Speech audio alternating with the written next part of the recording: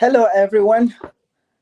Good morning, good afternoon, good evening, wherever you're watching us from, and welcome to Trans and Intersex History Africa. You are tuned in to our regular Friday Archival Conversations here at Trans and Intersex History Africa. Call us TIHA. We document, we archive, we keep safe, we celebrate the histories of trans and intersex Africans, both on the continent and in its diaspora, lest we be forgotten or erased. My name is Victor Mukasa, and I am your host for this show.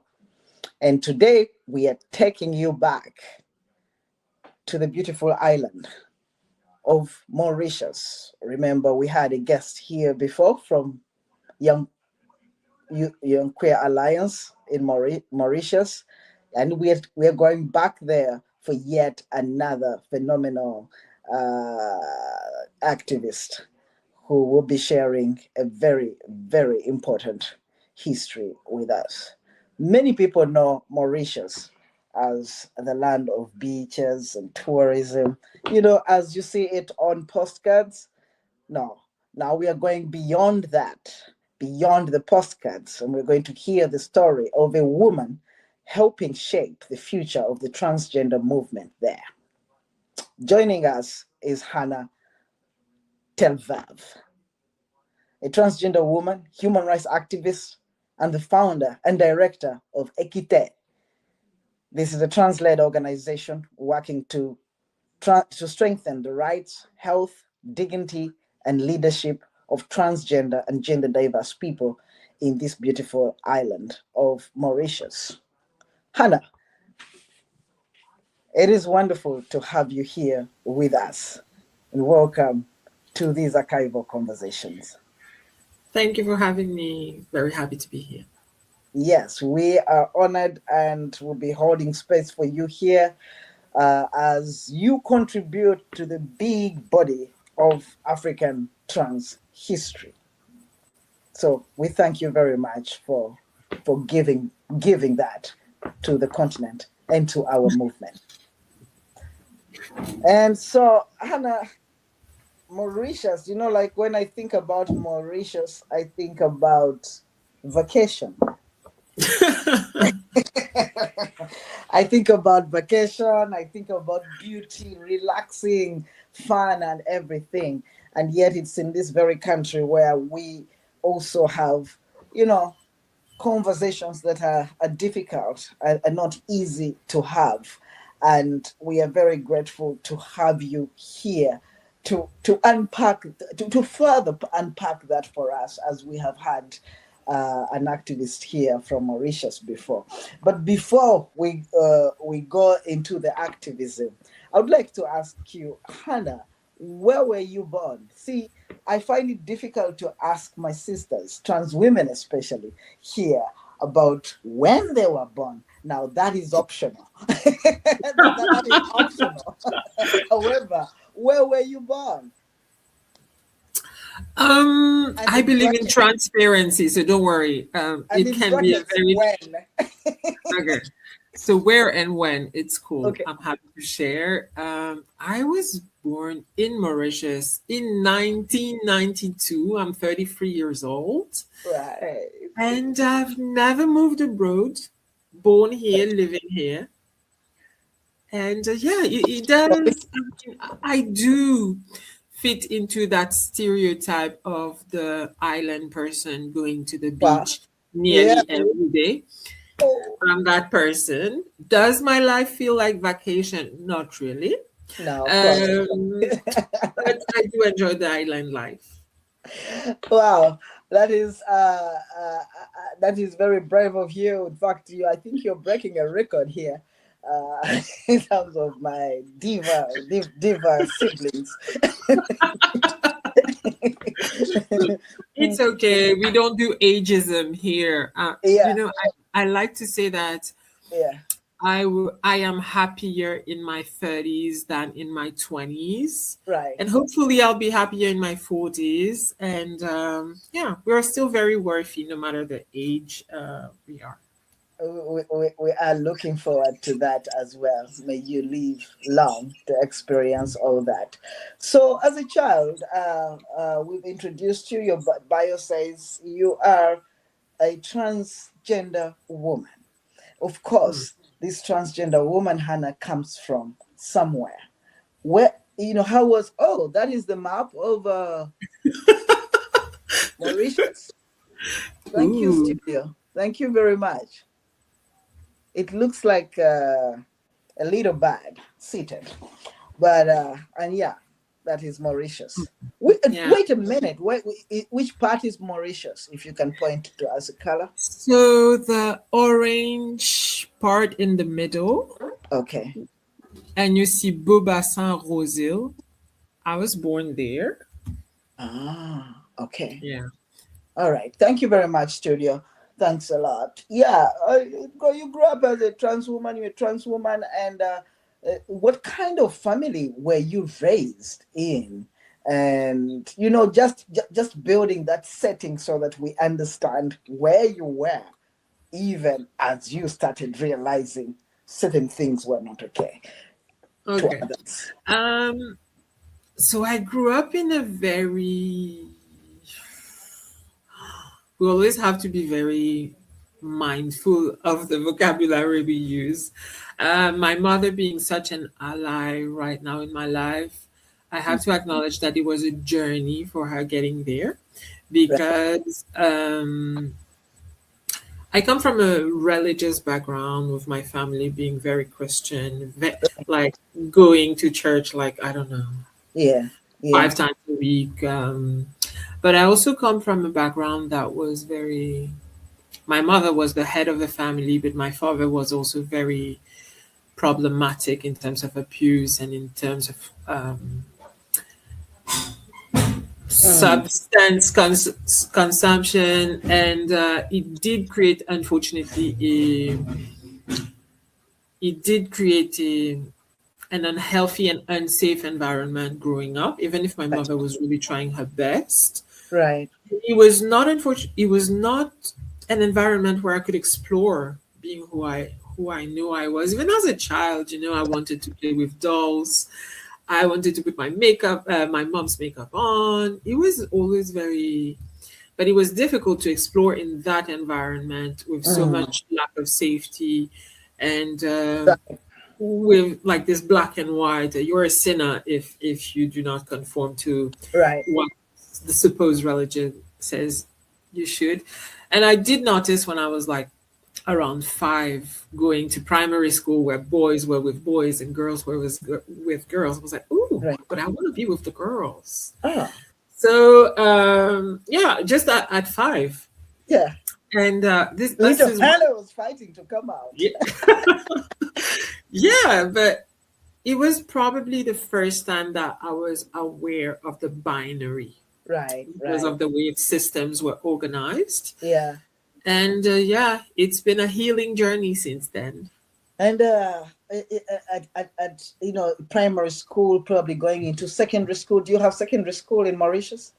Yeah, We going do. into secondary school. Was there language? Did you see any other people that were kind of navigating the same? As you know, when I was like, even from primary school, there was so much bullying around Mm, sexual orientation that I never felt safe to explore mm, even gender identity. And in the 1990s, there was no language around gender identity. right. Right. Like kids will come and give you slurs, and what I would just do is like, no, I'm not that, because I know I'm not a sinner, I'm not a bad person. That was, I was always saying no, but I'm not gay. And Mm, little did I know, no, I wasn't gay. uh, right. what I am is trans. Yeah. And going to secondary school, I then had to go to a male school, and it was Okay. a very isolating time because, again, there was no language around it. And I was always, that's something I always say, I was always on my own during recess because I didn't want to play football. I didn't fit in. So I Mm. just waited. It was a highly traumatic time for me. Yeah, it is what it is. Yeah, yeah, very complicated childhoods. I mean, I these wish stories. I wish we had a more positive introduction, but Yeah. sadly, that I part. mean, that's our lives. That's our history. That's what has shaped us Mm, into who we are today. And it's very important for us to explore what things were like in which years, in which countries. yeah. People 50 years from now will be able to understand where they came from, and the strides. Our history is it shapes our future. And I think this is giving to the future movements, to the future generations. So unfortunately, our stories are kind of in that direction, Mm, which is okay. Those are our stories.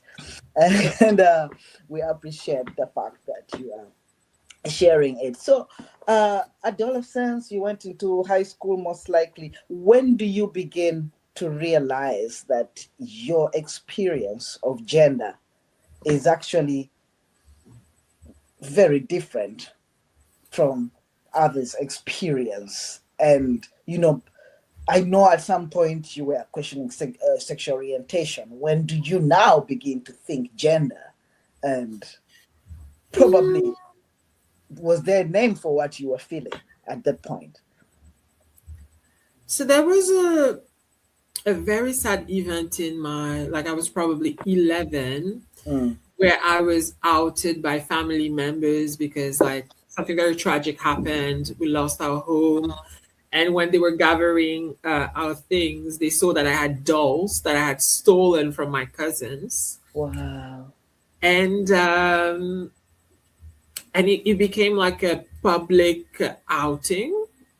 And I myself at 11 didn't have the language to say, I am trans. All I could say is like, no, I'm not a bad person. And I kept on exploring, like, with makeup, with my mother's makeup. Secretly, when she would go to sleep, I would do my makeup in the bathroom. Mm. Still not having any understanding of what being trans meant. And then I think a few years later, I saw the first trans person on television. Wow. Um, Mauritian? in Mauritian television, she was participating in the talent show. Wow. And I was like, oh my God. So this is a possibility. Around which years was that? I'm not sure, but it was in the 2000s. So Uh, yeah, it was in the early 2000s. yeah. And You're no, like, this might be 2006, probably 2005, something like this. right. And I was like, ooh, that's a possibility. So I just kept on focusing on making sure I feel Yeah. safe more than exploring gender. So I was just secretly putting makeup, taking it off, just being aware of sexual orientation, me being Right. attracted to men. And then I would meet the first trans person when I'm 18. 18. Yeah, and I was transphobic. I have to acknowledge that. Really? Tell us Yeah, about it. because when you're cis presenting, there's sort of a privilege that comes to it. Right. Even if I was identifying as a gay man, I was like, yeah, but I don't want, it's a bit of a personal story, but I don't want to face the same consequences that person is facing. I mean, we're still friends till now. And she was like, I don't care what people say about me at work. I don't care what my family says. I'm going to get out of my house, get into I don't know, like a quiet place, Mhm. change, put my wig on, my makeup on, my dress on, go to work, ask the driver to drop me a few um, meters away from home, change again, go back home. Oh, And that person was also very visibly trans. It wasn't someone who was passing at all. Right.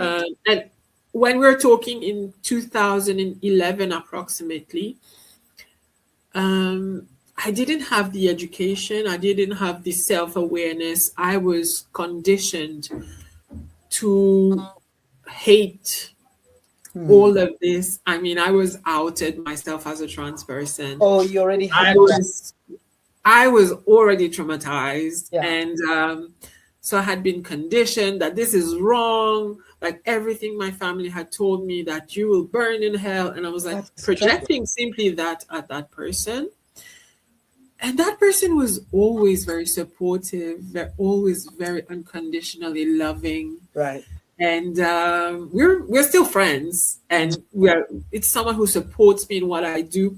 When I founded the organization in when I started, actually, it started by me being like, okay, we need funding. It was one of the person I reached out. I said, hey, I need people on my board.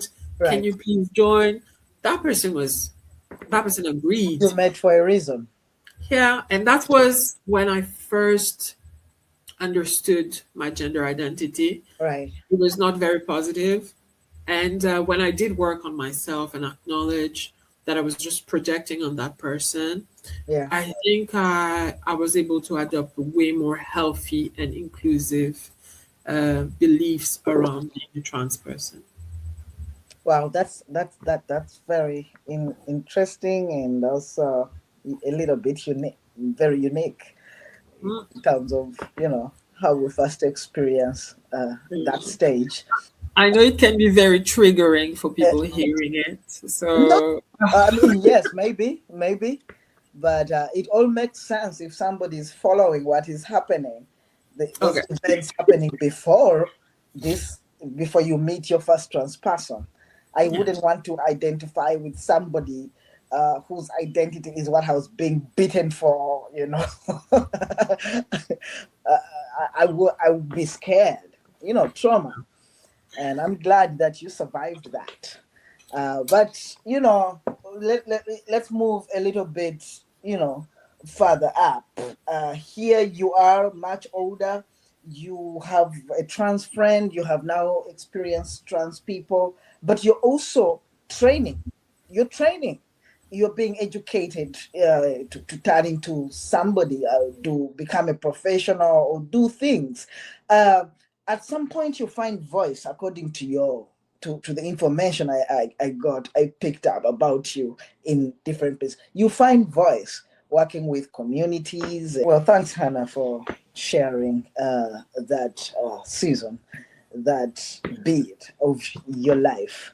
But we're still moving towards these phenomenal activists that we have in Mauritius, and trying to see how that was built.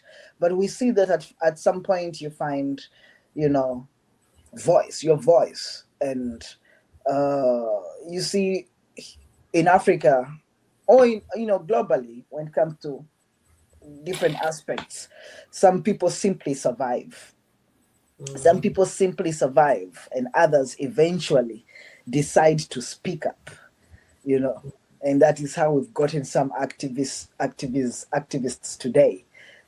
For you, Hannah, did activism find you, or did you go looking for it? Mm, I mean, this is long, I'm sure, long mm. before the foundation of EkiT. Yeah, I mean, there's a big trigger that happens. Is I don't remember the exact year, but Yeah, I think that when I move from my family home and I move on my own, I am free to explore my gender identity.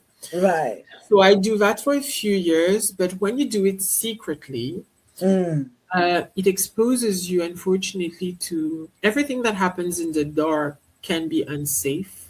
yeah, So a lot of abuse that you cannot necessarily report on because I was myself like feeling not okay. I still had this internalized transphobia. right. And then there's this big protest in Mauritius against pride, where there's violent threats, and it's the first time that it happens. When Where was that? I don't remember the exact year. But it was like the first year that Mauritius had Pride. No, it was Oh, not. It was probably one of the first years where Pride was happening in the capital, oh, and is there it a first was year that you have this resistance that bad? yes, it was that intense where the Yeah. Pride had to be cancelled. Wow.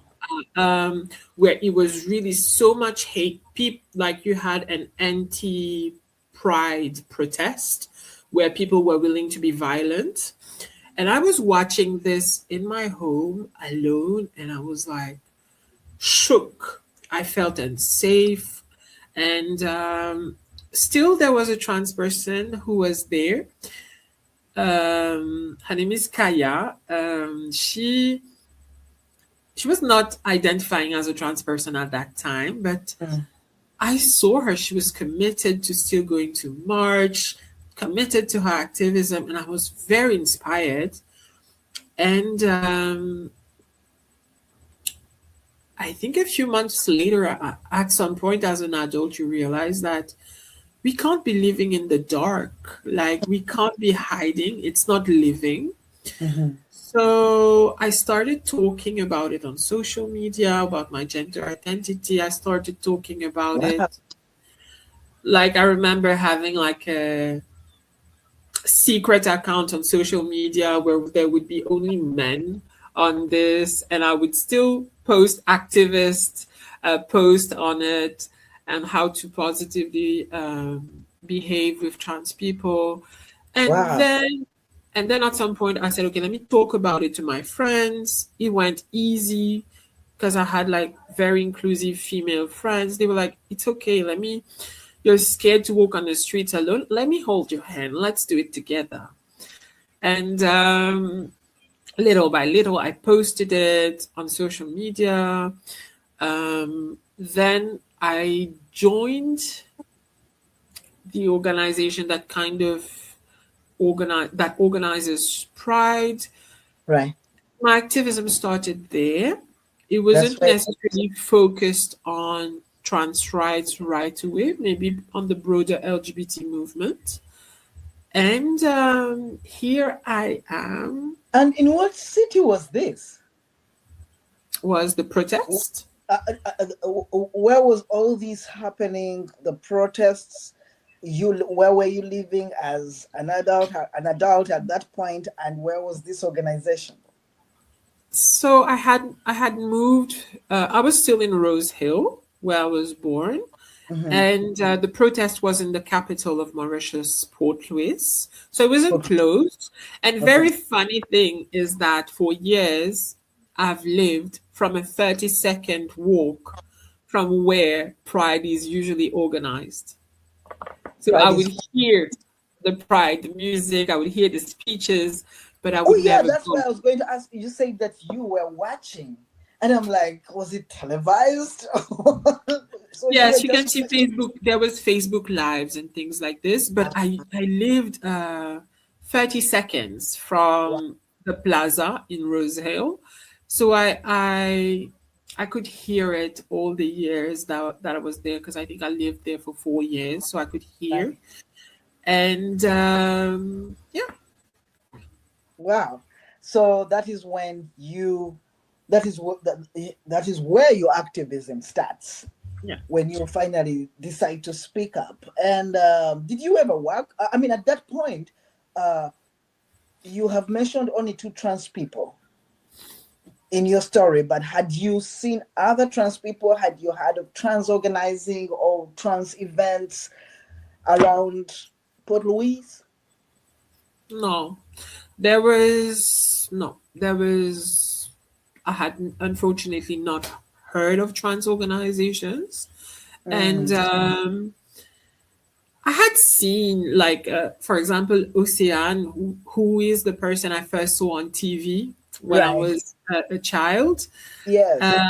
I would hear about her. I would see her photos sometimes in the newspaper because she's like a performer, and that's it. There was not much being the narrative around trans people was not controlled by trans people. I see. It was more the stigma that we would put on trans people, and Right. some courageous people like Ocean who were out there performing and being like, trans people can be artists, can be creative, can be free, can be like Ocean, for example. She's like glamour embodied. Right. Even to just go buy something, she would put makeup on and walk in the street. Yes. And Bad. that was pretty much what I would see. And then there Yeah. was also at that time like not very positive representation of trans people. So that was pretty much it. So at that time where I was starting, I was like, I really said to myself, you know what? It would have been easier to be visible as a trans person if I could see the possibility of success associated with trans people. And I didn't see that at that time. Especially I came from a place where I had a very successful career in makeup prior to coming out as a trans person. Like I was really, really successful. I would have A-list clients, Right. prime ministers, first ladies. I would do makeup, like fashion shows and things like this. And I was like, are you willing to jeopardize all this Right. to be yourself? Big challenge. And at that point, I was like, you know what? I want to be happy. Right. And so, yeah, I risked it. Wow. Wow. And I also read, I mean, before we get to the foundation of EkiT, I know that you did some work before that, documenting, I think you carried out a research. Yeah, we led a huge project with Collectif Arc-en-Ciel, which is like the first LGBT organization in Mauritius. Right. The first organization that opened their doors to me, and we still collaborate from time to time. Right. And because we are grantees on a common fund. Right. But at that time, I was a board member, and then I became a project. I resigned. I became a project coordinator, and it was the Advancing Transgender Rights project, where a trans person a few years before was like, but there's nothing happening for trans people. Right. She left the organization, and then the organization was like, okay, we are aware now that we need to do work for trans people. And I love how everything is connected, because then I was on that board, and then I was project coordinator. And then we had a huge project with a lot of funding available. And we could see 12% of improvement in short term of the perception of trans people in Mauritius. And there was like, I had a talk show, I had like a lot of social media presence, billboards, events with policymakers. So it was important for me to show trans people very positively, like not in the dark. And Did this we're having a glitch here, but did this research change conversations? Did it create conversations about transgender identity with government or the public? Like, did it actually create those spaces? I think the first space that is important to acknowledge is that we asked the trans people, what do you need and what do you want? Right. We were not taking decisions for trans people based on what our priority as organizations was. And this is very important. With Collectif Arc-en-Ciel, we created a policy paper that was then shared with policymakers who were not very happy to receive, not happy, they were not like open to work on it. But still, we did the work. The policy paper is here. We listened to the trans people. and it's now we can say that we have a clear document about the needs of trans people. It might need to be updated, Yeah. but at least this was done. Yeah. And at some point, it was so visible. I mean, we were on billboards. We could not ignore the topic anymore. Right. Right. Right. This was under, and you were still with Collective Arc-en-Ciel. Yes, it was. I was coordinating Do you it, but remember which year this project was done? Because that's a very key project in the trans movement in Mauritius. it's in 2023. 2023. A very, very, very key project. Yeah, Uh, it is. It in, is. It is. yeah. And then, eventually you founded EkiT, right? Yes. EkiT. EkiT. EKIT, but I speak like I'm in Paris. EkiT. What is EkiT? So I always like to play with the letter T as a trans person. Ah, T for I get it trans. now. Okay. Yes. And then Eki, I was like, Eki could be the first part of équipe, which is team. So a team of T, a team of trans people. But équité in French also means equity. Equity. So I thought it was a beautiful way of talking of bringing a team of trans people together for equity. Wow, very creative. EkiT. Well, take us back to that moment when you decide we need EkiT. I think it comes from a place of frustration. Usually, yeah. It comes from a place of frustration because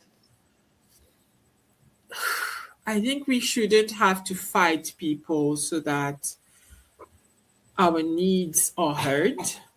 And when you're in the broader LGBT movement, Right, the trans needs can be lost right. compared to other priorities. And I'm very grateful to that trans person who was like, I'm going to leave. You're not doing work for us. We're I'm not gaining nothing important. here. I'm leaving. I'm very grateful to that person who had the courage to voice out and call out some sort of systemic neglect. Right, But I'm not the type of person who will fight. I'm right. not the type of person who will be in an environment where you've been open about it. It's not a priority for you. Yeah, And I have to respect that also because I think that there are other priorities like civil union, for example, which is a priority also now for the civil society in Mauritius. And with very few resources, it's difficult to fight several fights at the same time. right. So that time I acknowledged that there was a need for a space where trans rights, trans goals are prioritized. And unfortunately, I couldn't find it. So that's why I started reaching out to some activists and I started writing proposals, trying to raise money, starting organizing some events for trans people. Like we had a drag show. I was like, okay, let me invest my own money. Bad idea, and that's where it started. It started really from a place of lack, a Yeah, place of frustration, um, and little by little, the other organization came and showed support with what they had. For example, then Gender Links reached out and I started being a community facilitator for a program that was for trans people, wow. where for 18 months we had decolonial training where we started redefining trans identity outside of a colonial lens. Wow. And based on that, we were like, okay, those are our goals. Things I never thought I would consider came out of this. And it was a very inclusive and safe space because trans people have always said, we want healthcare, we want legal gender recognition, but what we want is to feel safe to be ourselves. And it was a priority for me with Gender Links Mauritius to create that safe space where we could train our mind to think beyond the colonial framework. Mm. And that's where now we see those people who were part of those workshops, they helped shape the constitution of EkiT. They helped shape our goals, our values, our mission, our vision. You know, your story really draws a very almost visual picture of that growth. You know, you can see from you the person to bigger things, and you're rising. And now we see community. We see Mhm. a community of trans people. And one thing I love about your vision, from what I have read, is that you don't just talk about advocacy, you also talk about creating a village. Tell us about this.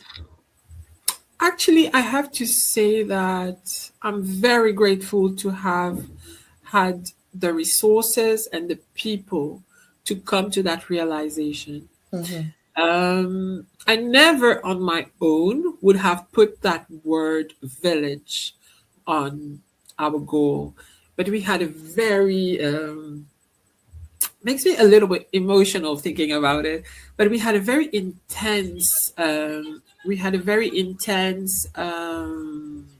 session with a group of people under our Marang Fund project, where it was really about, okay, let's sit with trans people and let's define what our goals are, what our constitution is going to be made of, so that we do not create the same mistakes as others. Mm-hmm. And it was very difficult to map our own values, to map our own biases, to map where it's difficult for us to work with each other. Mm-hmm. Um, Especially at that on that day, I was really on my own facilitating. And what came out of this was unexpected. That word village, where children are safe, where elders are honored, where women are safe to be leaders, thanks to restoring the role of trans people that we find in our ancestral roots. Wow. And it came out of this. It was, I cannot claim it as a person, but I can say that this is the first milestone of EkiT, having this clarity on what we want to Right, do. right. And it's thanks to, and I want to give credit where credit is due. And it comes from an activist called, whose name Moksha, and Alik also, who really have this decolonial lens, and they brought that in our space. And I'm very grateful because I totally see what we want to achieve thanks to their contribution. Wow. You know, like when you were talking about village and the process that you all had to go through to arrive to that, it felt like I was listening. You know, it was very intentional, more almost spiritual, It was. meditated. Like it's like you had the picture there. You built the picture together It, mentally. You actually built a village in your mind as you did this, and it makes a lot of sense. It's very interesting what processes have taken place on the continent, uh, and that what we have on the continent did not just fall. And thank you. I've also seen you as somebody who is very passionate about developing leadership, you know, not just about screaming advocacy and all that, but you like to develop leadership. Tell us about this. Like, where do you get this? How does from this become a part of what you're passionate about? okay. So in 2020, Mm-hmm. COVID happens. Mm-hmm. I have this very successful career in makeup, but we're in lockdown, and Mauritius is in lockdown really for a long time. Mm. And the makeup industry is just dead for like 6 months, for like a whole year. Those people are just Yeah, at home, right? and then I was lucky enough to start. I had started doing like part-time social media management with a Mhm, brand, mhm, and that brand had a very human leadership, very different from everything I had seen before. mhm, First, it was led by a woman, mhm, and that woman was beautiful because makeup has opened a lot of doors for me. I used to have a blog. I posted very transparently about my life. And she right, just reached out to me. We built a relationship. I mm, was her makeup artist, then her community manager. mhm, Then I became her sales manager during COVID. mhm, And one of the benefits was like we were trained in human leadership. And I saw a light in me mhm, come on, switch on mhm, when I was in those training. mhm, I hated working for a company, mhm, but the knowledge about human leadership, how systems work, what mhm, frameworks we need to put to create in order to make sure that everyone is included and mhm. everyone is happy to go to work and to contribute to that system. Right. This really changed me, and I had international training. I went to Germany with the Melton Foundation, where we really were trained about becoming global citizens, and leadership was at the heart of it. It's a very big and definitely a very big resource for the movement in Mauritius. Thank you for giving that to the to the community. Uh, I forgot to ask which year was this when EkiT Created. was founded? So we started working on EkiT around end of 2023, but 2024 was really when we were doing the work, applying for proposals, Right. and it was registered only this year because we had the funds to be like, okay, being a formal organization requires funds, and Yes. now thanks to the Marang Fund, the European Union, and Gender Links, we had the funds to formalize, and now Yes. we're a registered organization with a Oh, constitution uh, that's exclusively towards trans and non-gender conforming people. congratulations, congratulations. And this EkiT, is it a regional or national organization? Are you everywhere in the in No, Mauritius? we're not. We're not everywhere. Honestly, we're just starting, but we do work that impact people everywhere on the Across. island. Mhm. Um, we are just starting, so we just provide, for example, free laser hair removal for trans women. Wow. When there is some case management issues, we try to work with other organizations who have a bigger reach. Yeah. I'm Bless you. sorry. Bless you. Bless you. Thank Very you. human. So and our work in the coming year then is going we're going to start the advocacy part. Mhm. That should be a bit more national, but we try to include because Mauritius is a very small island, Yeah. so with just a few resources like giving free food or giving free transport to people, we're able to include everyone from the whole island. And Yeah. this is we've tried to do. So we can say we have a national reach, Yeah. but are we everywhere, everywhere? Let's be humble and Yeah. modest. No, we don't. Yeah. Not yet. Yeah, but that's a big thing, and taking care of an actual need of our communities. Mhm. Sometimes we come into we form these organizations and start, advocating at Parliament and for policy reform while neglecting our communities. And I think this approach of let's build us, Yeah. let's become strong together, and let's rise up is a good approach. Thank It's you. a good approach. I want to come to Mauritius. I have promised people there one You're day. welcome here. I don't know if I'll come back home because I Like I think you will. I think you will. like I said, there are things I imagine about Mauritius. I think I would have a bed at the beach, and that would become my home. But Don't believe all the marketing campaigns really, about yeah, no. but Having a bed at the beach is a bit expensive. I know. But But Captain, now talk about that. You mentioned pride.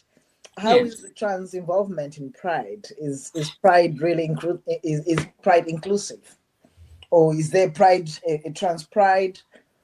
We don't have trans pride at the Okay. moment. Mm-hmm. Is pride inclusive? I think it is because it Mm-hmm. includes the broader LGBT community. And we Right. have, for example, Brooklyn um, Hué from the Collectif Arc-en-Ciel. We have Abby from YQA who are, I think they are all main focal points who are trans people in each organizations, and they have their own vision that they try to bring in those organizations who lead Pride. It Mm. is inclusive, and I think that this year Pride was beyond expectations.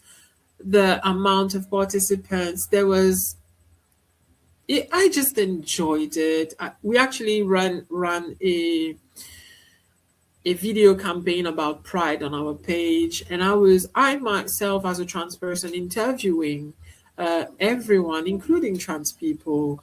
Mm. And it was very interesting to see the willingness of people to do good through Right. pride. Right. But is the messaging focused on trans people? I wouldn't say that, but I would Right. say it's on the broader community, and it should be like this. Mm. Uh, and hopefully, we'll have trans pride someday, and those issues can benefit from the same visibility that pride has. Eventually, it's a process. You come from very far. We will get I there. do. We will get there too. So as we come to a close for this first visit, because I know that we will request you to be back sometime at some point. There's a Have lot to I'm be there. sure we have not unpacked. But as we close, I would request you to stay on the screen by yourself and send out a message to Trans Africa. Ooh. Yeah, to Trans Africa, to trans people across Africa. The challenges that we face in our different countries may seem, are tough. They're tough challenges, but they're not unique to countries. It's like the story of all of us. And so, an encouragement from Mm. you, whatever message you would like to leave trans Africans, please leave it, especially during this period when trans human rights are under attack. We have trans people in countries where criminalization is becoming the order of the day. A message from the beautiful island of Mauritius would be great. Please introduce yourself very briefly, who you are, where you're from, and then the message. But when Okay. you're alone on the screen, bye. I'll be back after your message. Okay. Studio, please. Hello, everyone. I am Hana Telvave. I am a trans rights activist from Mauritius. I am the founder and director of EkiT, which is a trans led organization advocating for institutional change for advancing the rights of transgender people in Mauritius. And my message for the trans community in Africa is probably divided in two parts. I want to validate your worth. I want us all to know that the noise that we hear does impact us. I want to acknowledge that, but I want to know that it does not I want you all to know that it does not compromise who we are. We are inherently worthy of being respected, of being loved, of being recognized, of being empowered. There's so much talent, creativity, and divinity in trans existence. And let's acknowledge that. I would also say that living in the times where our rights are being taken away from us, our rights are being attacked, where we see our brothers and sisters being assaulted, I want to highlight the importance of anger and rage. Those emotions have, for a very long time, been labeled as wrong. But when you're being attacked, when you're being very unfairly treated, it is legitimate to be angry. It is legitimate to feel rage. And lean into that rage, lean into that anger to because those emotions are impulses of energy to empower our movement. Anger and rage teach us that something wrong is happening and that we need to work for change. And the rage gives us the energy to take the first step to bring that change. Bring that change so that our worth is not only recognized, but is cemented in the foundation of how society functions because we deserve dignity and we are the ones who when we use our voice, this dignity is recognized and change can happen. Viva! Viva, Hana, viva! Thank you so much, Hana, for that message. And thank you for sharing your story with us. Your journey reminds us that every movement begins with someone deciding that their story and the Mm, stories of others deserve to be seen, heard, and valued. Thank you for the work you're doing in Mauritius. Thank you for your contribution to the trans movement in Mauritius. It is a contribution to the trans movement in Africa. And thank also, you. thank you for allowing us to preserve this for us and for future generations. We really, really appreciate what you do in Mauritius. And to everyone out there watching, this is Hana Telvave from Mauritius. And please share this episode on your platforms and be back next Friday for yet another episode. This is Victor Mukasa with Hana Telvave. We're saying au revoir from Au Trans revoir. Africa. Thank you so much.